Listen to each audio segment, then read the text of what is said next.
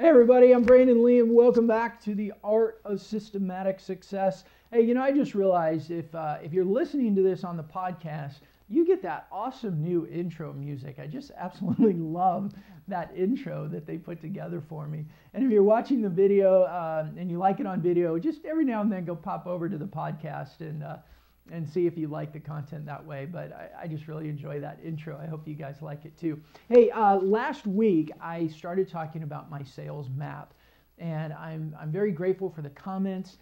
In fact, I encourage you, every one of these, please comment below. Tell me what you like. Tell me how I can help you further, and I can start tailoring some of these podcasts and videos to meet your needs. But last week I had a lot of conversations that were about, your sales map. It's pretty simple. I was like, yes, that's exactly right. It's simple. Hey, when I was a frustrated business owner trying to make things work, I also was a complicated business owner. I had more elaborate things in place and I didn't stick to my system. So my sales map was part of that process of figuring out how to simplify things, how to build my systems and let my strategies work, instead of having one failure and then changing my conversation the next time and just constantly felt like I was chasing my tail. I don't know if you're in that boat, but if you feel like your sales are just very inconsistent, you're constantly chasing, then I would say that you need a map to pull it all into place, keep you on target and keep you consistent. So, hey, thanks for that feedback, and please, like every week, let me know what you're thinking.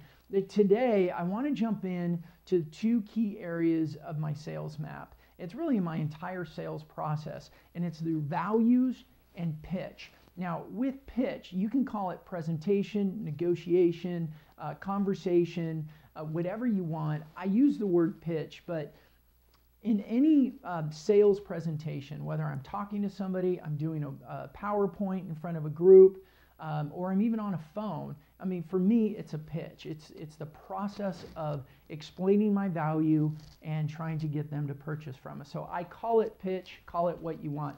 But let me back up again. We have value and we have pitch. And value is extremely important because people buy for their own reasons, right? I see so many salespeople that get caught up in what I call consumed by the me monster. And it's all about me and us and we're this and we're that and how great we are and all of our awards and accolades. And those things are great and they're important. But if that's all you got, your sales are going to suffer because people buy for their own reasons, not for your reasons. So in order to sell more, we need to first know what are their needs, what are their goals, and what are their frustrations. In order to position our value to them, we need to know them. And so what do they need to do their jobs better, to grow their business? What are their goals that they want to accomplish? And what frustrations do they have? So if you could position yourself to help them eliminate frustrations, how would you offer that value? So you need to know those things in order to position your value or explain your value to them. One of the ways that I like to do this is I build a question and value chart. Once I list off all the values that I offer, then I like to create questions that will set up the value. So every business, all your businesses are different. And so in this type of video, I don't have time to go deep dive into it. I do that in my membership program for those that are interested. But what I like to do is create questions that I can ask that will get them to answer in some way that illustrates that I have a product that meets that need.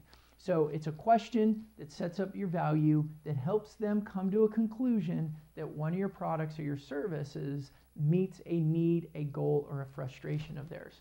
And then the third thing with value, and this starts leading us right into pitch, is remembering that people buy from emotion. Now, when I say that, I will generally get in a room, people go, but my product is a non-emotional purchase.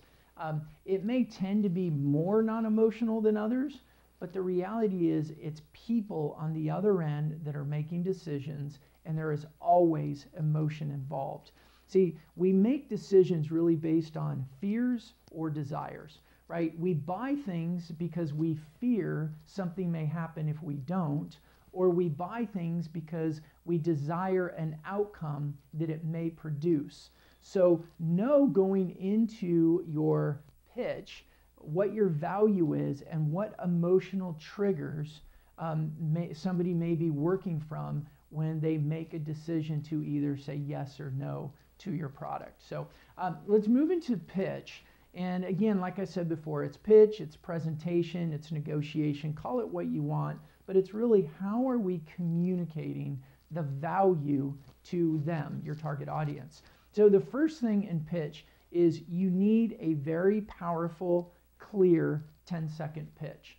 Your 10-second pitch, firstly, it's got to be less than 10 seconds. And it's because every conversation is a potential sales conversation. I don't care if you're on the sidelines at a kid's game, you're at the car wash, you're standing in line at the bank, and you strike up conversation.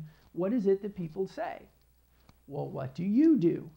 And it's your opportunity to turn a conversation into a potential sale. Whether that person is a potential client or not, they may know a potential client for you. You have an opportunity to turn that person into someone that champions you to other people and becomes a referral source.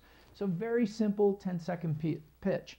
You state your value, you state who it's for, who your target audience is, and the outcomes that you generate for them, right? That's part of your value. What outcome do you create for your target audience?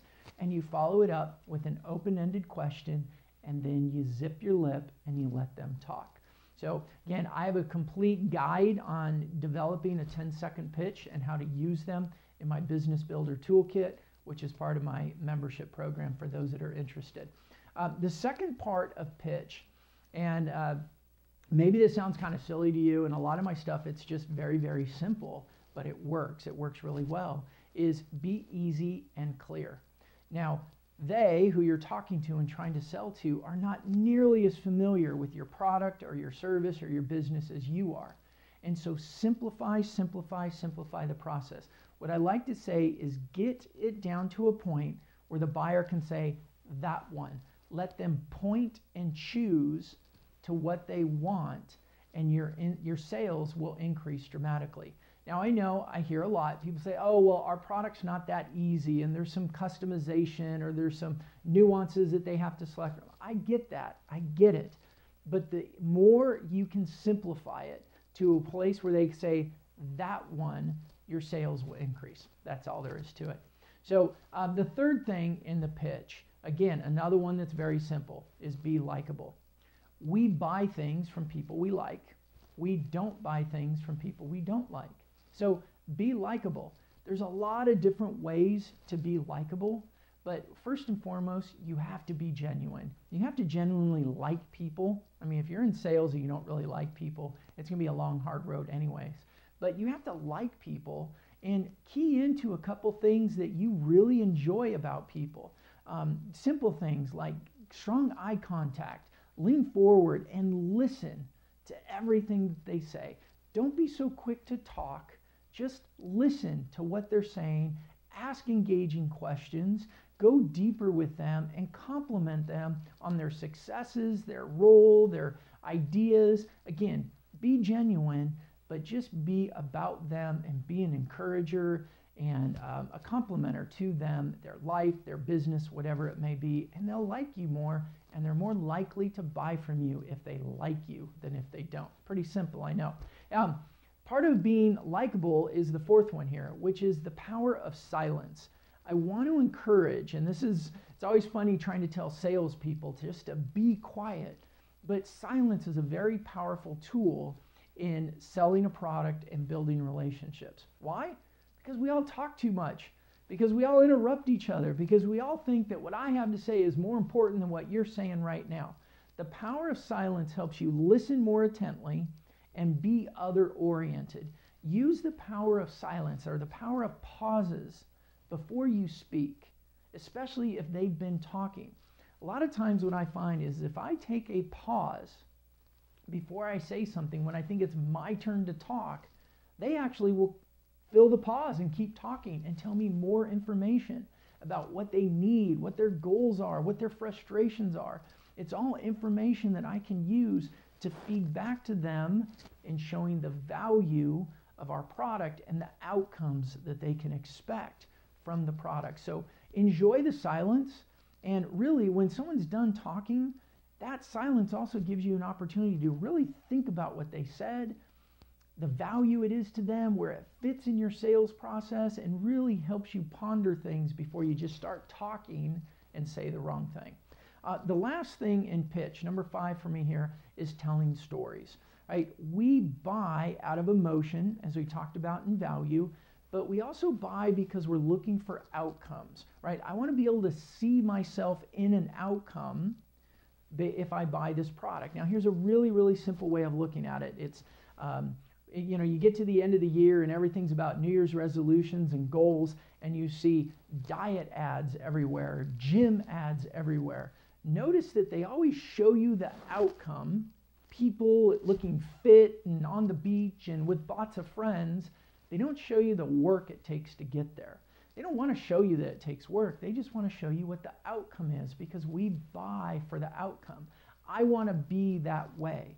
So when you're pitching to them, tell stories about your clients' successes so that they could visualize themselves in similar outcomes. So there it is for this week with the Art of Systematic Success. I'm Brandon Lee. I appreciate you commenting. Let me know, what are your biggest challenges in your pitch? Or what are your biggest challenges in establishing your values? Use the comments below. Use social media if you like, whatever's easier for you. But let me know what those are, and we can address those in some future podcasts and videos. And if you like what you're hearing here, I want to invite you to take a look. There should be a graphic on the side. If you're on the video or on the YouTube channel or on my blog and in my podcast, you can go back to brandonlee.me and take a look at my membership program, where I take all these videos and I do deep dives of them. I actually show you exactly what I did in building and selling my 3 companies. And I have my complete business builder toolkit in there, which is all of my guides, my how-tos, my templates, my forms, everything I've used in building and selling my businesses. So I invite you to take a look at that. Let me know if you have any questions. Go out, make it a great day, build your business, be positive, and go out and wow your clients today. Have a great day.